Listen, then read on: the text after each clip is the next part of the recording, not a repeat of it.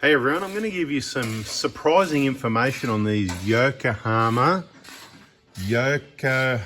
genuine Geo Lander XATs, which I thought were a pretty good looking tyre.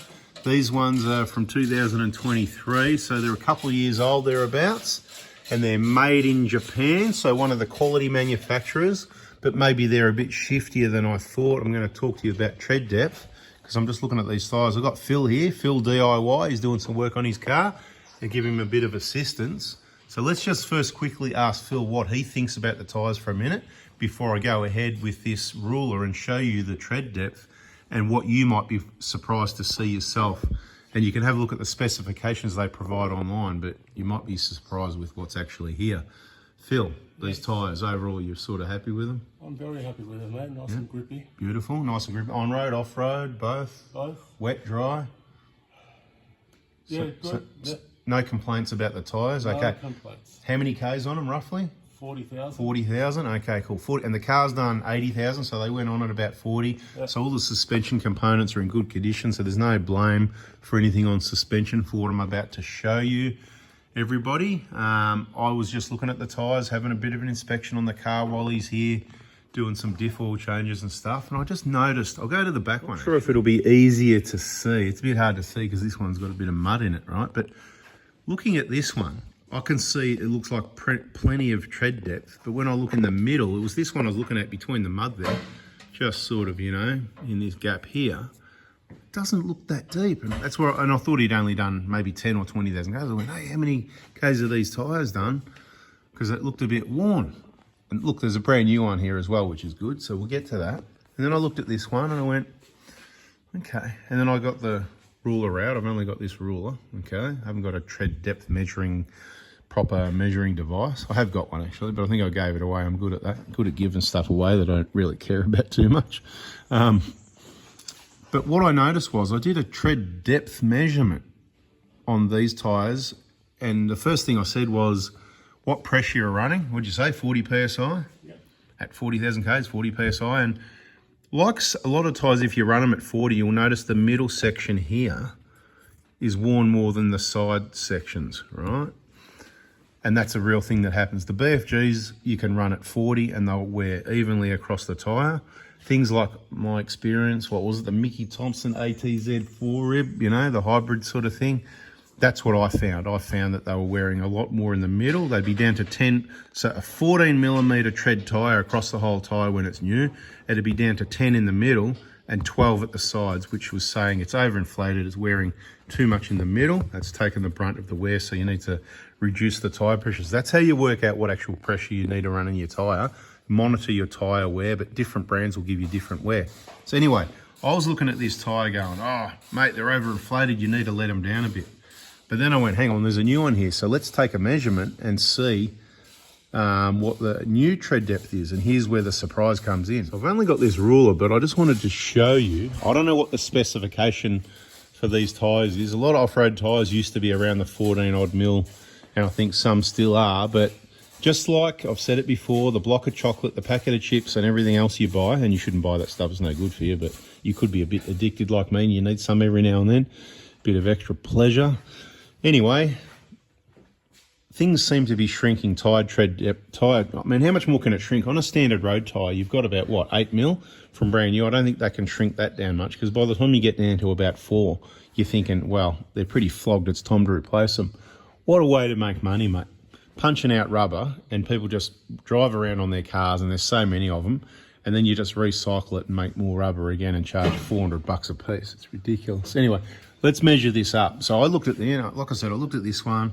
Oh, it's a bit worn, and I went, hang on, let's see what original it is. And what I did, I measured at the side here, and obviously I can't get the best measurement. And online, it's probably going to say, I'm going to take a guess that it says around the 12 mil, somewhere around there. And if I go, I don't know how well you can see it, but 10, I'm holding on the 10 line, 11.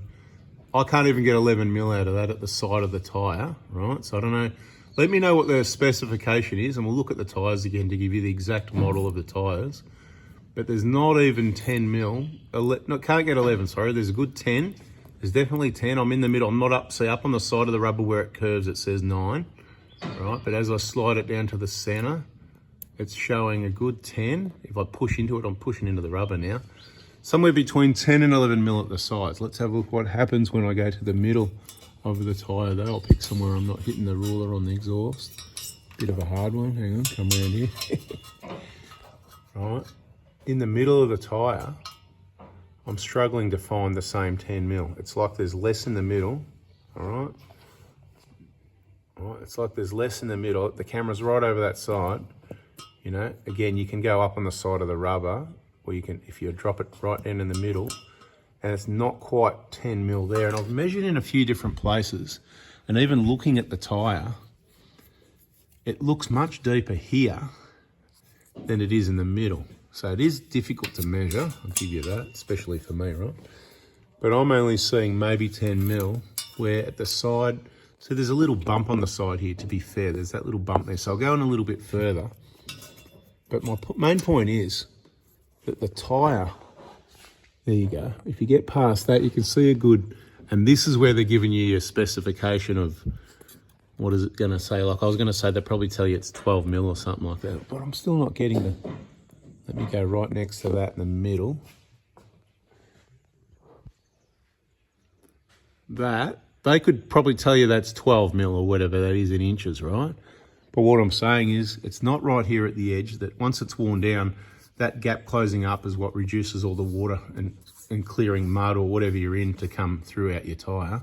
So the deepest part's right there. And then as soon as you get just a short distance from the end of that ridge, there is the deepest part. And then you get to here and it's a lot shallower. So it's not just, there might be a little bit of overinflation wear here, but I'm not sure. You can see that line there. See where it steps up?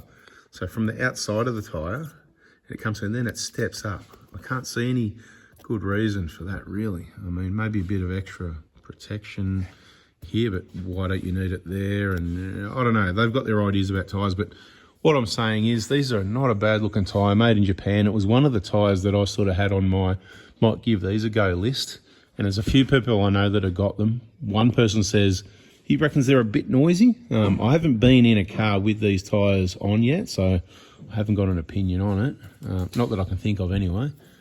But yeah, just thought you might find that interesting, what the tread depth actually really is and how it varies from being lower at the middle, and you've got that bump there, and the only deep part is towards the side there a little bit. Why don't they continue the depth all the way through the tyre like they used to?